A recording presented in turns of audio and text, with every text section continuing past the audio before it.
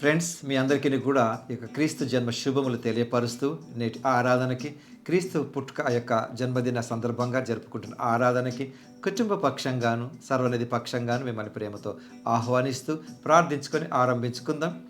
ప్రేమ కనికరము కలిగిన ప్రియ పరలోకపు తండ్రి, ఇంతవరకు మీరు మమ్మల్ని కాచి కాపాడిన విధానమును బట్టి మీకు వందనములు. పరమును వీడి ఈ లోకంలో ప్రభువ పశుశాలలో మీరు జన్మించినందుకు మీకు వందనాలు చెల్లించుకుంటూ, మీరు మాకిచ్చిన రక్షణను బట్టి వందనాలు చెల్లించుకుంటూ, ఈ జన్మదినము ప్రభువ మేమందరం జరుపుకుంటూ ఉంటుండగా కొన్ని నిమిషంలో లేఖనములు ధ్యానిస్తూనే ఉంటుండగా పరలోక జ్ఞానం చేత చూచి అన్వయించుకొని కృప చూపమని యేసు నామములో వేడుకుంటున్నాను తండ్రి, ఆమేన్. ఫ్రెండ్స్, మంచిది. ఆంధ్ర క్రైస్తవ కీర్తనల పుస్తకంలో నుండి 127వ పాట దూత పాట పాడుడి అనే పాటను పాడి మనం ప్రభుని ఆరాధిద్దాం. దూత పాట పాడుడి.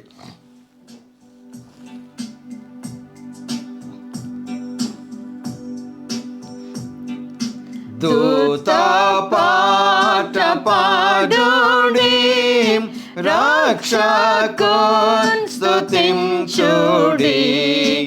ఆ ప్రభుండు పుట్టెను బెత్లెహేమునందున, భుజనంబుకెల్లను సౌఖ్య సంభ్రమాయెను. ఆకాశంబునందున మృగు పాట పాడుడి, దూత పాట పాడుడి, రక్షకున్ స్తుతించుడి. ఊర్ధ్వలోకమందున గొల్వగాను శుద్ధులు, అంత్యకాలమందున కన్యాగర్భమందున పుట్టినట్టి రక్షక ఓ ఇమ్మానుయేల్ ప్రభు, ఓ నరావతారుడా,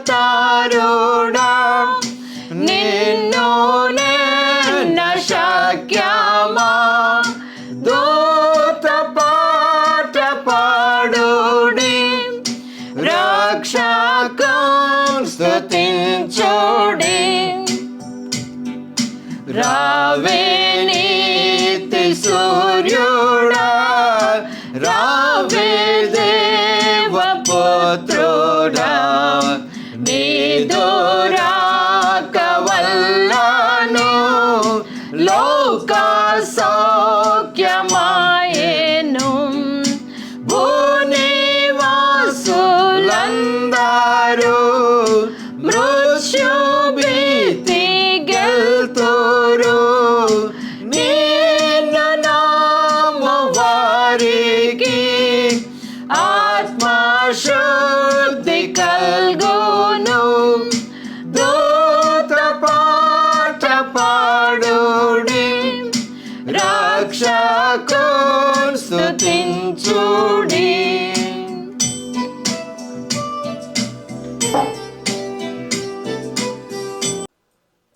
సో మంచిది ప్రియులారా, పాట పాడి మనము ప్రభును స్తుతించినాము. ఈ యొక్క సమయంలో క్రీస్తు పుట్టుకకు గల కారణాలు మనం కొన్ని చూద్దాము.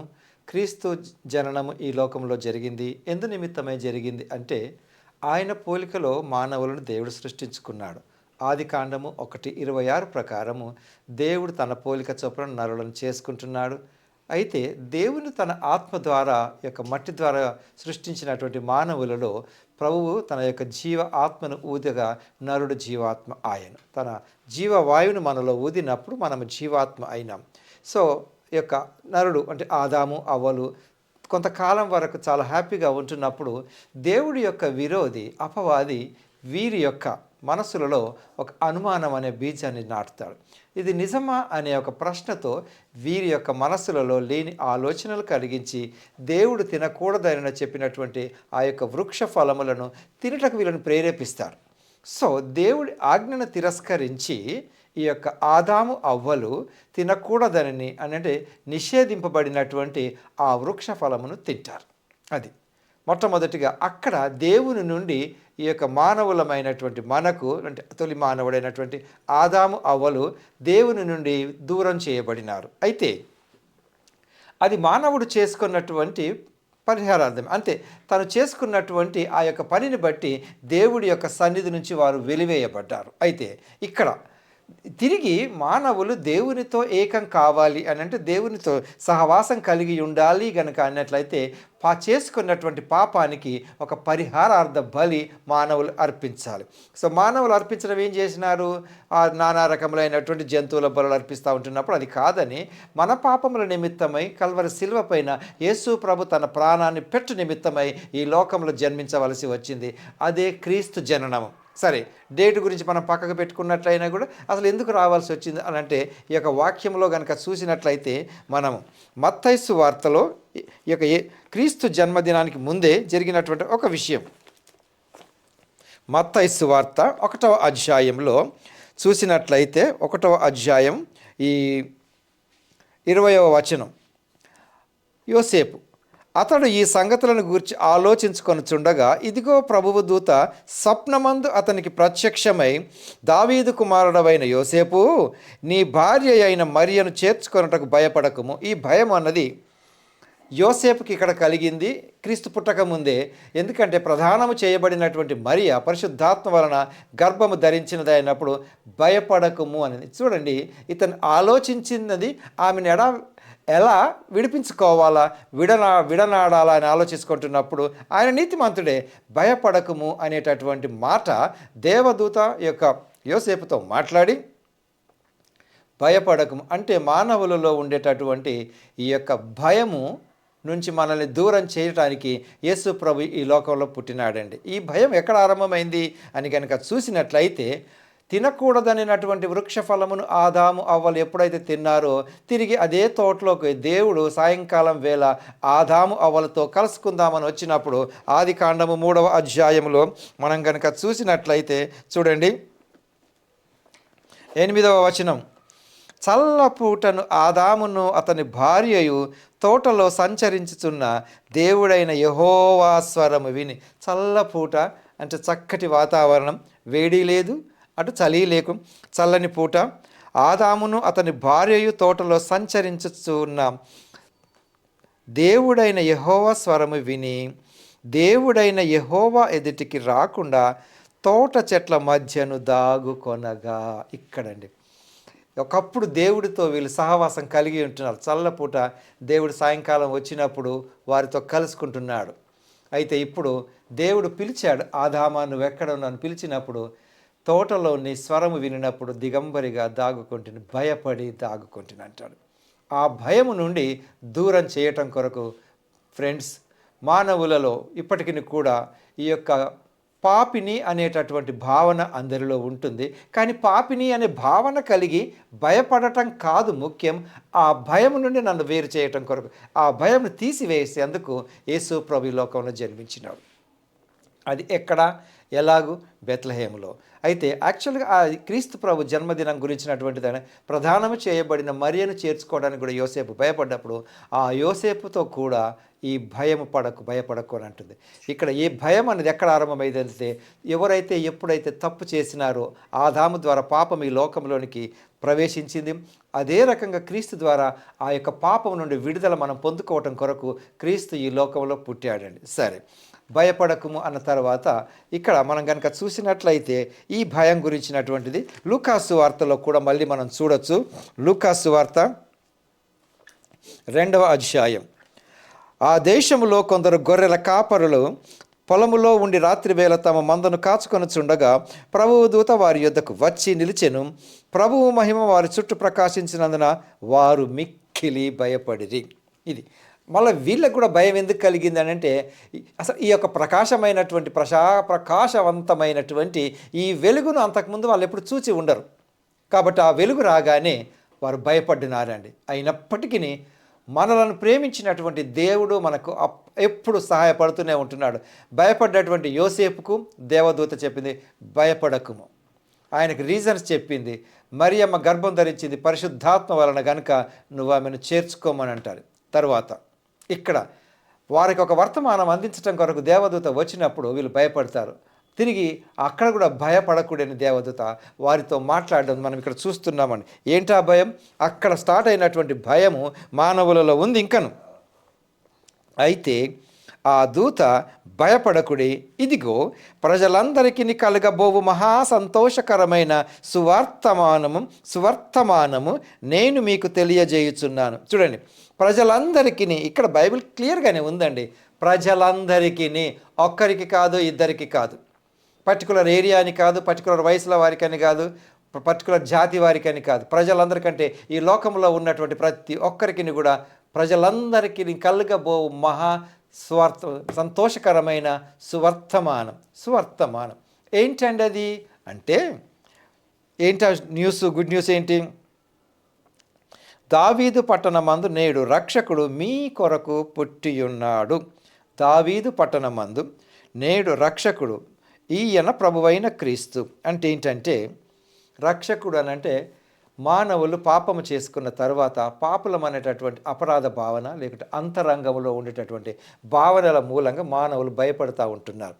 కాబట్టి నీ భయం నుండి ఆయన దూరం చేయటం కొరకు రక్షకుడు అని అంటే రక్షించేవాడు, అభిషక్తుడైనటువంటి క్రీస్తు అంటే దేవుని నుంచి పంపబడినటువంటి దేవుని కుమారుడు, దేవుడే ఈ లోకంలో మానవుడిగా జన్మించినటువంటి క్రీస్తు నా పాపముల నిమిత్తమై కల్వరి శిలువ పైన తన ప్రాణాన్ని పెట్టడానికి సిద్ధమవుతూ ఉంటున్నాడు. ప్రాణం పెట్టాలి అని అంటే ఈ లోకంలో ఒక మానవుడిగా జన్మించాలి. కాబట్టి పరమును వీడి ఆ యొక్క పరలోకం నుంచి వచ్చి ఈ భూలోకంలో మానవుడిగా జన్మించటం కొరకు అది మనకు పరలోకం నుంచి దేవదూతలు అందిస్తున్నటువంటి వర్తమానం. కాబట్టి ఫ్రెండ్స్, ఈ యొక్క సమాచారము నేను ఎలా తీసుకుంటున్నాను?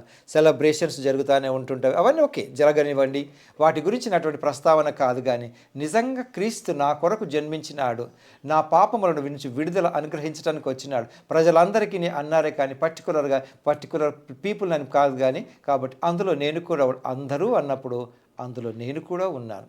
కాబట్టి ఫ్రెండ్స్, ఈ యొక్క క్రిస్మస్ సందర్భంగా, క్రీస్తు పుట్టుక సందర్భంగా నీవు నిజంగానే ఆ క్రీస్తును అంగీకరించి ఆయనకు సాగిలపడగలుగుతున్నటువంటి సమయం, అంతేకాకుండా నీ యొక్క సమర్పణ ఉందా? సరే, ఇక్కడ గొర్రెల కాపరులకు ఈ విషయం చెప్పినారు. అదే జ్ఞానుల విషయానికి వస్తే మత్తయి సువార్త 2వ అధ్యాయం, ఇక్కడ 1వ అధ్యాయంలోనేమో యోసేపుతో దేవదూత మాట్లాడి నువ్వు భయపడకు, తమ చేర్చుకోమంటాడు. అది జరిగింది, క్రీస్తు పుట్టినాడు. ఇప్పుడు క్రీస్తు పుట్టిన తర్వాత జరిగిన సంగతి మత్తయి సువార్త 2వ అధ్యాయం. రాజైన హేరోదు దినములయందు యూదయ దేశపు బెత్లెహేములో యేసు పుట్టిన పిమ్మట ఇదిగో తూర్పు దేశపు జ్ఞానులు యెరూషలేమునకు వచ్చారు. యూదుల రాజుగా పుట్టిన వాడెక్కడనున్నాడు? తూర్పు దిక్కున మేము ఆయన నక్షత్రము చూచి ఆయనను పూజింపవచ్చితిమనిరి. ఇక్కడ ఈ జ్ఞానులని వాళ్ళని ఎందుకు అన్నారంటే వీళ్ళకి ఎవరు చెప్పలేదు న్యూస్.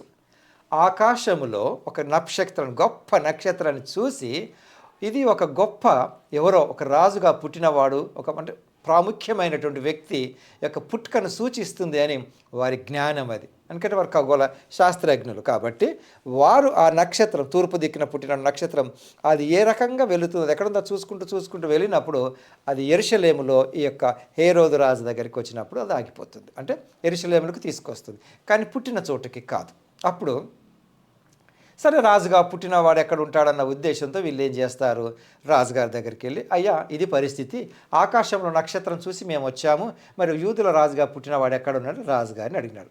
ఇప్పుడు రాజుగా పుట్టినవాడు ఎక్కడ ఉన్నాడు అని అంటే రాజుగారికే జన్మనివ్వాలి. అంటే రాజుగారి కుమారుడు రాజకుమారుడు అవుతాడు. కాబట్టి అది రాజు గృహంలో అది జరగలేదు. కాబట్టి రాజుగారు కొంచెం కలవరపడి ప్రధానులను, శాస్త్రాలను పిలిపించి, అయ్యా వీళ్ళని సమాచారం తీసుకొని వచ్చినారు, దీనికి మీరిచ్చే సమాధానం ఏంటి అని అంటే, దీనికి ఏం జరిగింది మీరు చెప్పండి అన్నప్పుడు వాళ్ళు ఈ యొక్క గ్రంథాలన్నీ తిరగేసి అప్పుడు వాళ్ళు చదివి ఒక విషయం చెప్తారు. అయ్యా ఇదిగో యూదయ బెత్లెహేములోనే చెప్పారు. అయ్యా మన దగ్గరనే ఏలయనగా యూదయ దేశపు బెత్లెహేమా, నీవు యూదా ప్రధానులలో ఎంత మాత్రమును అల్పమైన దానవు కావు. ఇస్రాయేలను నా ప్రజలను పరిపాలించు అధిపతి నీలో నుండి వచ్చును అని ప్రవక్తల ద్వారా వ్రాయబడి ఉన్నది అని అయిపోయింది. ఇది చెప్పారు. అయ్యా ఇక్కడి నుంచో కాదు, అంటే నా ప్రజలను పరిపాలించడం అంటే ప్రస్తుతం ఉండేటటువంటి అశాశ్వతమైన టెంపరరీ ఈ రాజ్యం గురించి కాదు. వాళ్ళు మాట్లాడుతున్నది నిత్య రాజ్యమైనటువంటి పరలోకం గురించి. యూదా రాజు ప్రకటనలో ఉంటుంది కదండి, యూదా గోత్రం అని. అక్కడ ఆ రాజు గురించి ప్రస్తావన వచ్చింది. ఇప్పుడు రాజుగారికి నిజంగానే కలవరం ఉండి పుట్టింటుంది. ఇప్పుడు ఏమంటాడు ఆయనతోటి? ఇగో అంతటా హేరోదు ఆ జ్ఞానులను రహస్యముగా పిలిపించి ఆ నక్షత్రము కనబడిన కాలము వారి చేత పరిష్కారముగా తెలుసుకొని. అంటే అసలు మీకు ఎప్పుడు కనపడ్డది, మీరు ఎక్కడి నుంచి వచ్చిండ్రు, ఇదంతా ఆరా తీశాడు. ఇవాళ చెప్పిన క్యాల్కులేషన్స్ ప్రకారం అయ్యా మరి మాకు ఇంతకాలం అయింది, ఆ కాలం ఏంటిదని ఇక్కడ లేదనుకోండి. సో ఇది ఎక్కడ కనపడింది అన్నప్పుడు రఫ్ క్యాల్కులేషన్స్ ప్రకారము ఒకవేళ ఇదంతా జరిగి 2 సంవత్సరాల వరకు అయ్యుండొచ్చు అన్న అవగాహన రాజుగారికి కలిగి, అందుకే అంటాడు 2 సంవత్సరాల లోపు పిల్లలందరినీ చంపేయమంటాడు. సరే అప్పుడు ఏం చేస్తాడు? తర్వాత వాళ్ళకి చెప్పింది, మీరు వెళ్ళి ఆ శిశువు విషయమై జాగ్రత్తగా విచారించి తెలుసుకొనగానే మేము వచ్చి ఆయనను పూజించినట్లు నాకు వర్తమానము తెండని వారిని బెత్లహేమునకు పంపాడు. ఇదేంటిది అయ్యా, మీరు తెలుసుకోండి, మీరు చూడండి, మీరు నాకు కూడా చెప్పండి, నేను కూడా వస్తే పూజిస్తానన్నాడు. అయితే వీళ్ళు వెళ్ళిపోయినారు. వారు రాజు మాట విని బయలుదేరిపోచుండగా ఇదిగో తూర్పు దేశమున వారు చూచిన నక్షత్రము ఆ శిశువు ఉండిన చోటు మీదుగా వచ్చి నిలుచు వరకు వారికి ముందుగా నడిచెను. అంటే లైక్ జీపీఎస్ మార్గం చూపించుకుంటూ వాళ్ళు ఎక్కడైతే ఉన్నారో అక్కడి వరకు వచ్చిందండి. ఇప్పుడు ఇక్కడ వాళ్ళు చూడండి, జ్ఞానులు అని అనబడినప్పుడు నిజంగానే జ్ఞానం ఒక నక్షత్రాన్ని చూసి ఎంతగా ఆనందించినారు. తర్వాత ఏం చేసినారు? వాళ్ళు ఆ నక్షత్రం ఉండిన చోటుకి మీదుగా వచ్చి నిలిచే వరకు వారికి ముందుగా నడిచారు. వారు ఆ నక్షత్రమును చూచి అత్యానంద భరితులై, చక్కగా చూసినారండి. వారు అంటే ఇక్కడ కలుసుకున్నారు, వేరు వేరు ప్రాంతాల నుంచి వచ్చినటువంటి ఈ జ్ఞానులు కలుసుకొని ఆ యొక్క సంతోషంతో అత్యానంద భరితులై వారు సాగిలపడి మరియమ్మకు ఆ శిశువుకు సాగిలపడి పూజిస్తారు. పూజించిన తర్వాత వారు ఇచ్చినటువంటి 3 బహుమతులు, బంగారము, సాంబ్రాణి, బోలం. అందుకే వాళ్ళు ఇచ్చినటువంటి బంగారము దేనికి సూచన అంటే అధికారానికి సూచన. రాజుగారిగా బంగారం కిరీటం అయి ఉండొచ్చు, రాజముద్ర ఉంగరం అయి ఉండొచ్చు, ఇవన్నీ. తర్వాత అంటే క్రీస్తు రారాజుగా పుట్టినాడు అని వారు ఆ యొక్క బహుమానాన్ని ఇచ్చారు. రెండవది సాంబ్రాణి. ఇది దేనికి సూచన అండి? యాజకత్వానికి సూచన. అంటే ధూపం వేయటానికి ఈయన యాజకుడు అని. అంటే